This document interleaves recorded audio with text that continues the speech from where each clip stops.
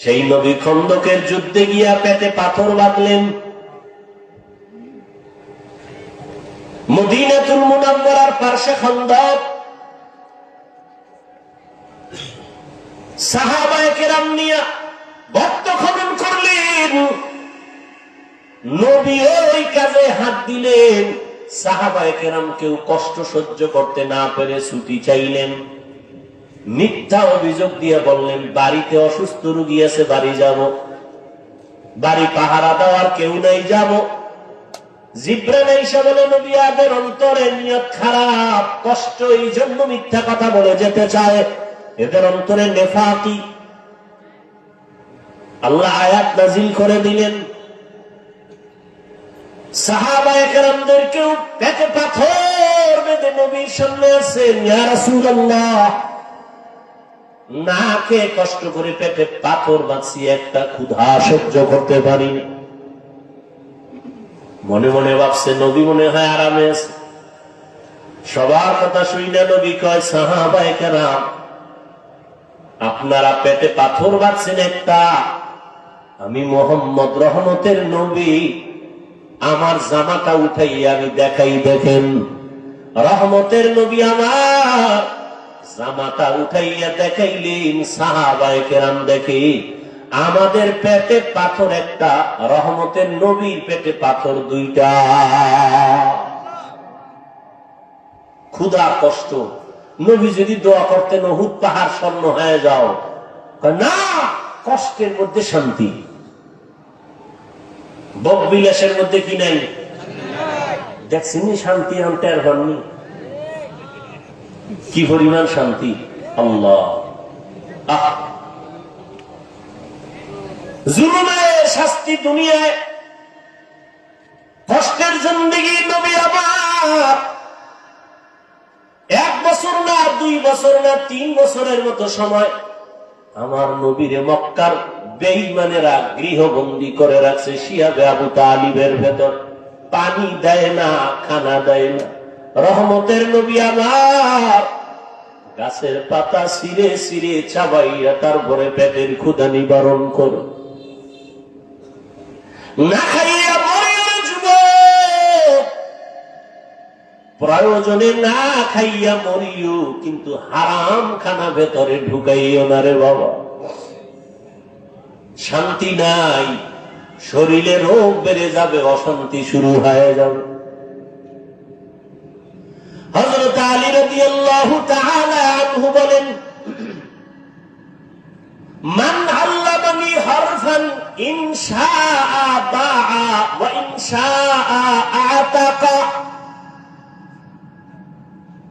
আমাকে একটা অক্ষর যিনি শিক্ষা দিয়েছেন, তিনি আমার কাছে এমন দামি যে আমাকে চাইলে বিক্রিও করে দিতে পারেন, গোলাম বানাইয়াও রাখতে পারেন। এই ছাত্ররা, হযরত আলী বলেন, একটা অক্ষর আমাকে যে শিক্ষা দিল তার দাম কত? আমাকে বিক্রিও করে দিতে পারে, আমাকে গোলাম বানাইয়াও রাখতে পারে। এর শিক্ষকের মর্যাদা।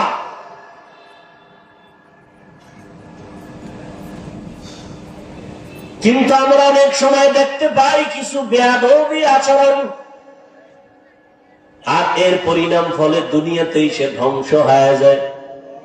ও ছাত্র ভাইরা, আল্লাহর মহব্বত নিয়ে বলছি, কারো পারলে উপকার করবেন, না হয় চুপ থাকবেন, বেয়াদবি যেন না হয়, ক্ষতি যেন না হয়। নবীজি বলেন, মান তাওয়াযা লিল্লাহ রাফাআহুল্লাহ, যে ব্যক্তি আল্লাহর জন্য নিজের ছোট বানায় দেয়, আল্লাহ তার মর্যাদা বাড়ায় দেয়। রাহমাতুল লিল আলামিন এমন আদর্শ নিয়ে দুনিয়াতে আসলেন, যেই মক্কার মানুষ ছিল পৃথিবীর নিকৃষ্ট, লম্পট, চরিত্রহীন, খারাপ।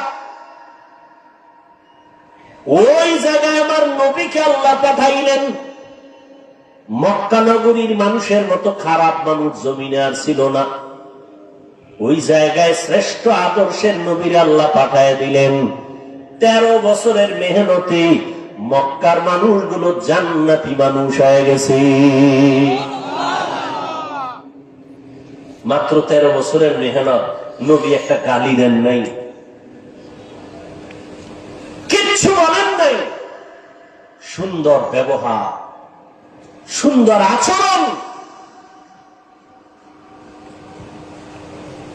আল্লাহ পাক আমার নবীকে এমন দয়ার নবী করে পাঠাইলেন, নবী এসে দেখে মক্কার মানুষ এতটা খারাপ, কন্যা সন্তানদের এরা পছন্দ করে না, নারীদের সমাজের বোঝা মনে করে, বিধবা নারী পছন্দ করে না। বাবা ছেলে হইলে খুশি হয়, মেয়ে হইলে মুখ কালা করে বেজার হয়। এমনকি মেয়েকে জ্যান্ত দাফন করে, হত্যা করে বাবা। ওই সময়ে রসুল আসছেন, কন্যাদেরকে পছন্দ করে না। এই বাক্যি মনে করেন ভালো না জালেম? সেই রসুলের যুগের দুই একটা জালেম এখনো আছে না নাই? ছেলে হলে খুব খুশি, মেয়ে হলে কষ্ট পায়। স্ত্রীর সাথে রাগ করে কথা বলে না, মেয়ে হলো কেন? তো মেয়ে হলো কেন, এটা স্ত্রী কি জবাব দিবে? স্ত্রীর কোন হাত আছে এখানে? লিল্লাহি মুলকুস সামাওয়াতি ওয়াল আরদ ইয়াহাবু লিমান ইয়াশাউ ইনাসান ওয়া ইয়াহাবু লিমান ইয়াশাউ যুকুর আও ইউযাওবিজুহুম যুকরানাও ওয়া ইনাসা ওয়া ইয়াজআলু মান ইয়াশাউ আকিমা ইন্নাহু আলিমুন কাদির।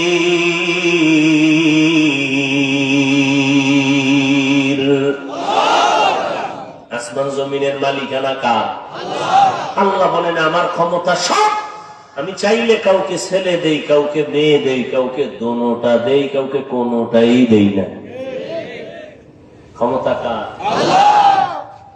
না আপনি স্লোগান দিচ্ছেন ছেলে হোক মেয়ে হোক দুটোর বেশি নয়, একটা হলে ভালো হয়, না হইলে আরো ভালো। স্লোগান দিছে ছেলে হোক মেয়ে হোক দুটো, কথা বল না কেন? দুটো একটা হলে ভালো হয়, এই স্লোগান আছে না নাই? এই স্লোগান যেদিন থেকে শুরু, আমার মাওলার কুদরত সেদিন থেকে শুরু। সেদিন থেকে একসাথে দুইটা, একসাথে তিনটা, একসাথে চার সন্তান। মা মরছে কেন? মা এখনো তাজা। একসাথে চার সন্তান আছে না নাই? সন্তানও সুস্থ, মাও। ছেলে হোক মেয়ে হোক দুটোর বেশি নয়, একটা হলে ভালো হয়, না হইলে আরো ভালো। এটা বাইতুল মুকাররমের খতিবের স্লোগান, মক্কা মদিনার ইমামের স্লোগান, আমেরিকার স্লোগান, পশ্চিমা বেঈমানের স্লোগান, ইহুদি খ্রিস্টানদের স্লোগান। এই স্লোগান দিয়ে এরপরে আবার ট্যাবলেটও দিয়ে দিচ্ছে, খাও, নিয়ন্ত্রণ করো। কি নিয়ন্ত্রণ? জন্ম নিয়ন্ত্রণ। নিয়ন্ত্রণের ক্ষমতা কার হাতে? আল্লাহ পাক বলে দেখ, সেই 20 বছর আগের নিয়ন্ত্রণের ট্যাবলেট খাওয়ার পরে আমগো সোনার বাংলায় জনসংখ্যা কি পরিমাণ কমলো? মাইনাস না প্লাস? ট্যাবলেট কই, স্লোগান কই? আমরা হুজুরেরা বাড়াইছি না, এখানে ময়দানে সব হুজুর নি, এই যুবককে বাড়াইছি। এক কথায় আল্লাহর সাথে পাল্লা দিয়া কেউ আগাই নমরুদ দিয়ে পারছেনি? আল্লাহরে মাইরে ফেলাইলে কেসা খতম। নমরুদ কথা আল্লাহরই মারি, তীর ধনুক নিয়ে রেডি আল্লাহকে মারবে, গুলি আছে ধনুক। আল্লাহ কয় ওয়ামা কারু ওয়ামা কার আল্লাহ ওয়াল্লাহু খায়রুল। তীরের আগায় রক্ত লাগিয়ে গেছে, নিচে আইয়ে কয় দেখছো নি আল্লাহরে মাইরা খাপ জায়গায় শেষ করে দিচ্ছে, এই যে রক্ত। এত পাওয়ারফুল নমরুদ, ওরে মারার জন্য কোন বাহিনী লাগছে? বলেন, এই জালেমদের শেষ করছে একটা অসুস্থ মশা, সাথে জুতা মোবারক। ঠিক নি? মাথার ভিতরে গিয়ে মশা আশ্রয় নিছে, ফাঁকে ফাঁকে একটা মিস কল দেয়, নমরুদ্দের শান্তি গরম। কত কবিরাজ, কত আয়ুর্বেদিক কত ডাক্তার ঔষধ, কোনটাই মাথা ঠান্ডা হয় না। হঠাৎ করে জুতার সাথে মোলাকাত, মাথা হিমেল হয়। নমরুদ কারে, আমার ভাইয়ের ভিতরে যে ঔষধ আছে আমি তো জানি না, জুতা লাগাইনি মাথা ঠান্ডা। যত একটু বাড়ি নড়ে আরো ঠান্ডা, বাড়ির পাওয়ার ওজন বাড়ায় দেয় আরো ঠান্ডা। তুই জুতার বাড়ি দিলেই মাথা ঠান্ডা, কেমন সান কপাল। এই কপাল কি সবার হয়নি? আল্লাহ মাঝে মাঝে জুতার সাথে মোলাকাত করায়, সান কপাল লাগে। বুশের গালে জুতা লাগছে, সাংবাদিক বলে কাইফা হাল, ডোন্ট মাইন্ড। জুতা খায় কেমন লাগলো, বলে কিচ্ছুই মনে হয় না, এটা আমার গণতান্ত্রিক অধিকার। নমরুদ্দের জুতার বাড়ি দিলে মাথা ঠান্ডা, কেমন কপাল আর কেমন ঔষধ। এটা তো আর কোনো বানানো ঔষধ না, আমাদের ইতিহাস তো ইসলামে আছে। এমনি জুতার বাড়ি কে দিবে? আলাদা কর্মচারী রাখো, বেতন দিয়ে, কামি হইলো বেতন নিবে, জুতার বাড়ি নয়। জুতার বাড়ি দেয় একজন, দেয় ওর বাথরুমে যাওয়া লাগবে না তো? স্যার আমি বাথরুমে যাবো, আর একজন রাখতে হবে, আমি একা পারি না। এবার ডবল কর্মচারী, ওর কাজ কি? জুতার বাড়ি। নমরুদ্দের ডাক দিয়ে কয়, যত জোরে মারবি বাড়ি, বেতন বাড়ায় দিবি। আল্লাহ কুদরত কত কঠিন। আল্লাহ চাইলে মুহূর্তে সব কিছু করে দিতে পারে। মুহূর্তে জীবনে কল্পনা যা হয় নাই, আল্লাহ তা করে দিতে পারে। আমরা এখন আনন্দে নাচতেছি, কি নাচতেছি না? আমরা যদি আবার সীমা লঙ্ঘন করি, তা আমাদের কল্পনায় নাই, আল্লাহ এমন কিছু করে দিতে পারেন না? পারেন না। যেমন এই বাইতুল মাকদিস, ফিলিস্তিনের ইতিহাস আমি ছাত্রদের ক্লাস করাই। 100 বছর পর্যন্ত বনি ইসরাইল এত চালাক, মুসা নবী, ঈসা নবীর উম্মত, একদল ইহুদি আর একদল খ্রিস্টান। আল্লাহ এদের দিলেন নিয়ামত, নবীদের দেশ বাইতুল মুকাদ্দাস। এরা জুলুম শুরু করলো, নবীর গায়ে হাত তুললো। যেই জাতি নবীর গায়ে হাত তুলে, যেই উম্মত আলেমদের বিরুদ্ধে যায়, ওদের অভিশপ্ত জীবন নেমে আসে মুহূর্তের মধ্যে। যে যুগে নবী নাই, ওই যুগে উম্মতের পথ প্রদর্শক উলামায়ে কেরাম, সে আলেমদের উপরে যখন কারো হস্তক্ষেপ হবে, তখন এটা আসমান থেকে ফয়সালা নেমে আসবে। আল্লাহ দেখেন না? দেখেন না? আপনাকে চোখ আছে দেখার মতো? আছে। থাকলে কোনদিন আলেমদের বিরুদ্ধে লিখবেন না, বলবেন না। কোন আলেমকে কখনো বয়ান দিতে যাবেন না। খবরদার, এইভাবে করেন, ওইভাবে চলেন, আলেমকে এই চালাকি করে বয়ান দিতে যাবেন না। আপনি পথ প্রদর্শক নয়, উলামায়ে কেরাম পথ প্রদর্শক, ওয়ারাসাতুল আম্বিয়া। তারা নিয়ামত পাইয়া এত খুশি, এরা জুলুম করা শুরু করছে। এইবার আল্লাহ আর এক জালেমেরে ওদের মাথায় চাপায় দিছে। এবার মজা বুঝ। এজন্য আমি বলবো, যাই করেন না কিছু, জুলুম যেন আপনার থেকে আমার থেকে প্রকাশ না পায়, সাবধান। যেই সমাজে জুলুম হয়, ওই সমাজে আর শান্তি থাকে না, আর বিচারের ফয়সালা আসমান থেকে চলে আসে। নমরুদের ফয়সালা হয়ে গেল। রহমতের নবী এমন এক টাইমে আসছেন, কন্যাদেরকে হত্যা করে নবী এসে নারীদের জন্য রহমতের চাদর বিছাইয়ে দিলেন, আর বললেন, আমি শুধুমাত্র মক্কা আর মদিনার নবী না, আমি দো জাহানের সরদার, সমস্ত জগতের জন্য আমি নবী। আমার একটা ছেলে নাই, আমি 4 কন্যার বাবা। কয় কন্যার বাবা? নবীর ছেলে আছে? ছোটবেলা আল্লাহ দিছিলেন, নিয়ে গেছেন। এবার চিন্তা করেন, আপনার ছেলে একটা আছে, আপনি তো মনে করেন আপনার শক্তি বেড়ে গেছে। নবীর একটা ছেলেও নাই, নাই তো নাই। এর মধ্যে আবার কাটা গায়ে লবণ দিচ্ছে। মক্কার কিছু কাফেরেরা কয়, মুহাম্মদের বংশ শেষ, ও মরে যাবে, বংশ শেষ হয়ে যাবে, ওর বংশ রক্ষার কোন ছেলে নাই। নবীর দুঃখ লাগছে, আল্লাহ কয় নবী, আমি আপনার ডাইরেক্ট ছেলে না দিলেও এমন ব্যবস্থা দিছি কিয়ামত পর্যন্ত আপনার প্রশংসা থাকবে সবার মুখে, ইন্না আতাইনা কাল কাউসার, আমি আপনাকে কাউসার দিলাম। কাউসারের এক অর্থ হলো রুহানি সন্তান। যদিও নবীর ঔলাদ জাত সন্তান নাই, কিন্তু গোটা দুনিয়াতে ১৫০০ বছর পরেও রুহানি সন্তানের অভাব নাই দুনিয়াতে। আজও রাসূলের বিরুদ্ধে কথা বলে কেউ নিস্তার পায় না। রুহানি সন্তানেরা মাথা উঁচু করে আন্দোলনে নেমে পড়ে। রাসূলের দুশমনরা কেউ মাথা উঁচু করে দাঁড়াতে পারে না, কোরআনের বিরুদ্ধে কথা বলে দাঁড়াতে পারে না, ইসলামের বিরুদ্ধে কথা বলে দাঁড়াতে পারে না, কিয়ামত পর্যন্ত পারবে না ইনশাআল্লাহ। এমন রহমতের নবী বলেন, আমি 4 কন্যার বাবা। আর কন্যার বাবাদেরকে বলে দিলেন, এই কন্যার বাবারা, একটা কন্যা পেয়েছো তো একটা জান্নাতের মালিক হয়ে গেছো। সুবহানাল্লাহ। না, 2টা কন্যা পেয়েছো, 2টা জান্নাতের মালিক হয়ে গেছো।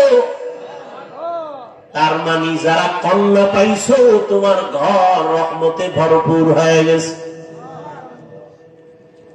তাসলিমা কয়, নারীদের উপরে আল্লাহ জুলুম করছে, আল্লাহ বড় জালেম। দেখেন কি পরিমাণ অপরাধের কারণে দেশেও আর থাকার কোন সুযোগ হয় না। ভাইরা আমার, আল্লাহ পাক নবীর মাধ্যমে মক্কা নগরীটাকে এত সুন্দরভাবে সাজায় দিলেন। ওই আদর্শ আজকে যারা পালন করে ১৫০০ বছর পরে আজও তারা শান্তিতে আছে, সম্মানে আছে। নবী বলেন, আমি 4 কন্যার বাবা। ও কন্যার বাবারা, একটা কন্যা যদি পাও একটা জান্নাতের মালিক হয়ে যাবে। কন্যাদের অধিকার আল্লাহ বাড়ায় দিলেন নবীর মাধ্যমে। রহমতের নবীর 25 বছর বয়স, রহমতের নবী হিসাবে কত পাওয়ার। আবার আল্লাহ তাকে আলাদা স্পেশাল পাওয়ার দিলেন, নবীকে আলাদা। 25 বছরের কালে নবীর কত পাওয়ার যৌবনের। এই যুবকেরা, নাস্তিকদের জানায় দাও, 25 বছরের যুবক আমার নবী, তার শক্তি কত, যৌবনের পাওয়ার কত। যুবকেরা টের পাওনি? কি টের পাবো? মোবাইলে সব শেষ, সবগুলো হারমালের রোগী হয়ে গেছে, সবগুলো। 25 বছরের যুবক, ফুটন্ত গোলাপের মতো চেহারা, আর চেহারা সব কার্টুন হয়ে গেছে, কার্টুন। সারাদিন কার্টুন দেখতে দেখতে আর মোবাইলে সারা রাত সজাগ থেকে উল্টা পাল্টা রাস্তায় ঘুরতে ঘুরতে শরীর শেষ, যৌবন শেষ, জীবন শেষ, চেহারার মধ্যে কোনো নূর নাই। কে বলবে এই কথা? কে বলবে এই কথা? আর ওদিকে ওপেন চ্যালেঞ্জ দিয়ে রাখছে বাসের সাইনবোর্ডে লাগায়। উনি এমন বেহায়া, নির্লজ্জ, মানুষের লজ্জা শরম থাকবে না। রাসূল বলেন, লা ঈমানা লিমান লা হায়া আলা, যাদের লজ্জা নেই ওদের ঈমান নাই। যুবকরা এগুলো করতেছে, ওদিকে হারবালওয়ালারা সাইনবোর্ড পোস্টার, মেয়েরা ঘুরে ঘুরে ঘুরে ঘুরে হ্যান্ডবিল বিলি করতেছে, লিফলেট বিলি করতেছে, ওপেন চ্যালেঞ্জ, এই সমস্ত বাসে কথা বলে। লজ্জা শরম কই গেল? মোবাইল তো আমরাও চালাই, আর এটা এমন একটা যন্ত্র, এটা ছাড়া চলার উপায় নেই। কিন্তু ভালো দিকটাকে আমরা গ্রহণ করি, খারাপ থেকে দূরে থাকি। এমনিই তো একটা টাচ মোবাইলের দিকে তাকায় থাকলে চেহারার কি ক্ষতি হয়, শরীরের কি ক্ষতি হয়। গুগলে ঢুকো, জীবন মর্ত আকামি করলা, আজকে একটু কিছু তথ্য নাও, তুমি তো ওখান থেকে শিক্ষার বহু কিছু আছে। তুমি যদি চাও মোবাইল থেকে অনেক কিছু শিখতে পারো। বড় বড় বিধর্মীরা মুসলমান হয় কেন?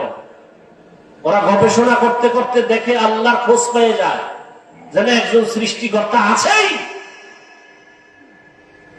না এই যে কান্না করি, চোখ থেকে কি পরিমাণ পানি বের হয়, এই পানি কোথায়? হ্যাঁ, এগুলো চিন্তা করার বিষয়। দাড়ি ছিল না, হঠাৎ দাড়ি উঠতেছে, বাড়তেছে, চামড়া কাটো তো ভিতরে এগুলি কি পেঁচানো আছে কিনা ওটা লাইন মতো বাড়তেছে, কেটে দেখবা কিচ্ছু নাই, অথচ বাড়তেছে। মহিলারটা তো বাড়ে না। তুমি গাভীর থেকে দুধ নাও 20 কেজি, কালকে সকালবেলা গাভীর ওলানটা কেটে দাও, দেখো তো কয় কেজি বের হয়। আর কেজি নিয়ে গুল্লি মারেন, এক ফোঁটা আসবে না। চিন্তা করেন তো। অথচ 20 কেজি দুধ 5 মিনিটে আপনার পাত্র ভরে যায়, আপনি ওলানটা কেটে দেন, এক ফোঁটা দুধ আসবে না। খায় ঘাস, বের হয় সাদা পিওর দুধ। রসুল বলেন দুধ পান করো গাভীর, বরকত। কিতাবে দেখছি দুধ পানের মধ্যে 10টা রোগের ঔষধ আছে। এতটা দামি গাভীর দুধ, অথচ ওলান কেটে ফেলবেন, দুধ নাই। আল্লাহ কুদরত। এজন্য আল্লাহ কোরআনে বলেন ওয়াফি আনফুসিকুম আফালা তুবসিরুন, তুমি নিজের মধ্যে তাকাইয়া কি তুমি দেখো না আমি আল্লাহর কুদরত কেমন। মাইকে কথা বলতেছি, বিদ্যুতের চার্জ, ব্যাটারির চার্জ চলে যায়, আর জিব্বা নামের মেশিন দিয়ে যে কত কোটি কথা সাপ্লাই দিলাম এই বয়সে, একদিনও তেল লাগলো না, পেট্রোল অকটেন কিছুই লাগলো না। গাল ব্যথা করে, মাথা ব্যথা করে, কপাল ব্যথা করে, চোখ ব্যথা করে, ঠোঁট ব্যথা করে, জিব্বা নামের মেশিন কখনো ব্যথা করে না। করেনি? বড় কঠিন। প্রধানমন্ত্রী বক্তব্য দিলেন, টিম গঠন করে লিখে দাও কি বক্তব্য দিব জাতির সামনে, 5 মিনিটের বক্তব্য লিখে দাও, যদি ভুল ভাল বলে ফেলি তো মানুষ আমার উল্টা হয়ে যাবে। আর আমরা ঘন্টাকে ঘন্টা প্রতিদিন বয়ান করি, ফজরের পরে বয়ান, আসরের পরে বয়ান, মাগরিবের পরে বয়ান, এশার পরে বয়ান, 12 মাস অনবরত কথা ডায়েরিতে লিখে আনি নাই, মুখস্থ করে আসি নাই। কি বয়ান আজকে এই এলাকায় করব তাও মুখস্থ করে আসি নাই, কিন্তু একের পর এক কথা বের হচ্ছে, বের হচ্ছে, বের হচ্ছে, টাইম মতো ঘুম নাই। এই সফর করে আসার পরে শুধু ঘুম আর ঘুম, শুইলেই ঘুম। এরপরে যে বয়ান করতেছি, একটা কথা যদি উল্টা পাল্টা বের হইয়াই যায়, বন্ধু আমার দুশ্মনে পরিণত। কেউ আমার সাজাইয়াও দেয় নাই। এইভাবে আগামীকাল বয়ান, প্রত্যেকদিন বয়ান, 12 মাস। ঘুম টাইম মতো হয় না। তোমরা যখন ঘুমাও তখন আমরা গাড়িতে, রাস্তায় থাকি। এরপরেও 2-1টা কথা একটু স্লিপ হয়ে যায়, আর সেই সমস্ত 2-1টা কথা নিয়ে যদি কোনো উম্মত আমাদের বিরুদ্ধে লেখালেখি করে, ওর মতো আলেমের দুশ্মন কুলাঙ্গার জমিনে আর দ্বিতীয় কেউ হতে পারে না। ঘন্টাকে ঘন্টা কথা বলতেছি, লেখা নিয়ে আসছি, কি মনে হয় মুখস্থ করে আসছি যে আজকে এত এই কয়টা কথা বলবো? এ কুদরত কার? এর মধ্যে 2-1টা ভুল অনিচ্ছায় হতে পারে।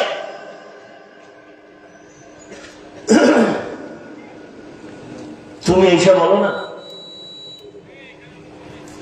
তুমি এত বড় বুদ্ধিজীবী, লাকুম দীনুকুম ওয়ালিয়া দীন, বুখারীর হাদিস কইয়া লাইছ। হ্যাঁ, ঈদের নামাজের জানাজা বানাই লাইছ, আছে না নাই? হ্যাঁ, আল্লাহ আমাদের হেদায়েত দান করুন। কষ্ট হইতেছে? আর একটু সামনে আগাবো। ঘুমাবা না তো, গরমে মোবাইলই চালাবা, কি হবে? হায় হায় হায় হায়। ওয়ামা আরসালনাকা ইল্লা রাহমাতাল লিল আলামিন।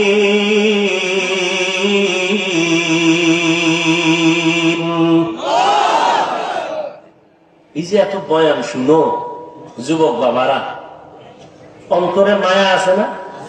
মহব্বত লাগে না? এই বয়ান তো কোরআন থেকে বলতেছি, রসুলের থেকে বলতেছি, সেই কোরআন কেন পড়ো না? কোরআনটা কেন বুকে লাগাও না? আরবের দেশে যাও, দোয়া করি আল্লাহ সবাইকে একবারও যদি হয় বাইতুল্লাহ রসুলের রওজায় যাওয়ার তৌফিক দান করেন।